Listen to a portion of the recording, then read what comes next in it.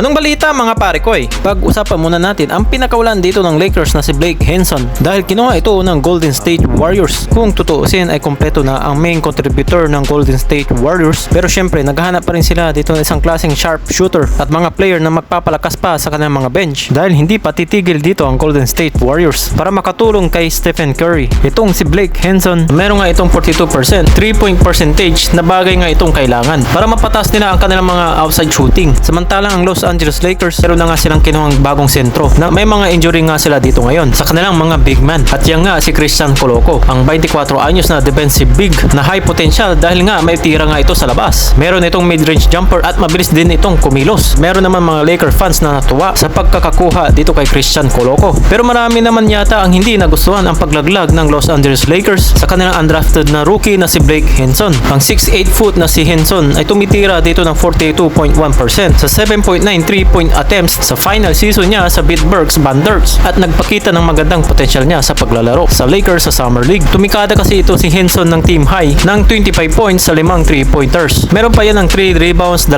assists sa kanilang 107-81 blowout win laban sa Chicago Bulls noong nakaraang Summer League sa finale. Bago naman yun ay karamihan nitong puntos ay nanggagaling talaga sa 3-point area. Pero bakit pa ito pinakawalan ng Los Angeles Lakers? Dahil yan ang malaking tanong. Kaya nag-sign na lang ito na Exhibit 10 training camp ng Golden State Warriors. Marami pa naman mga Lakers fans ang nanghihinaing sa player na ito. Bukod sa 6'8 nitong tangkad ay talaga namang sharpshooter din talaga itong si Blake Hinson. Panahon na lang makakapagsabi kung tama ba ang ginawa ng Lakers na pinakawalan siya at tama ba na kinuha siya din dito ng Warriors.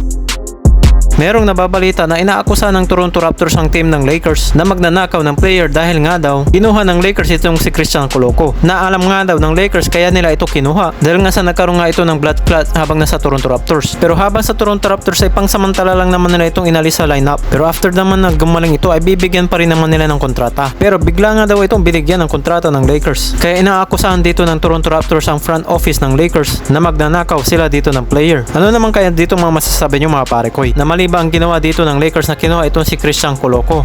Pero maliban nga kay Christian Coloco ay meron pa isa silang team na target dito na kunin. Ang isa sa mga manglalaro dito ng Chicago Bulls na isa rin sa mga player nila na maaari ditong umalis ay itong si Nikola Vukovic. Ang 2-time All-Star ay nakaranas dito ng kanyang pagbagsak ng kanyang laro. Ngunit meron pang ilang taon na natitira dito sa kanyang kontrata. Yan lang mga sakupunan niyang Chicago Bulls. Para sa Lakers ay nangangailangan pa rin dito talaga ng malaking pagbabago upang maging contender dito lalo na sa pagdating ng championship. Ang trade na ito ay maaaring maging malaking bisa na malaking hakbang. Sa artikulo na ito ay may nilabas dito na isang trade kung saan makakakuha dito ang Lakers para kay Nikola Vukovic. Nagkapalit dito ni Rui Hachimura at Gabe Vincent dahil hinihintay na lang na matuloy itong trade na ito. At isa pa ito sa mga dinadagdag na mga plano ng Lakers habang si Vukovic ay maaari dito maging starter ng Lakers. Ano kaya masasabi nyo dito mga pare ko sa trade na ito? Tara pag-usapan natin yan sa comment section sa baba.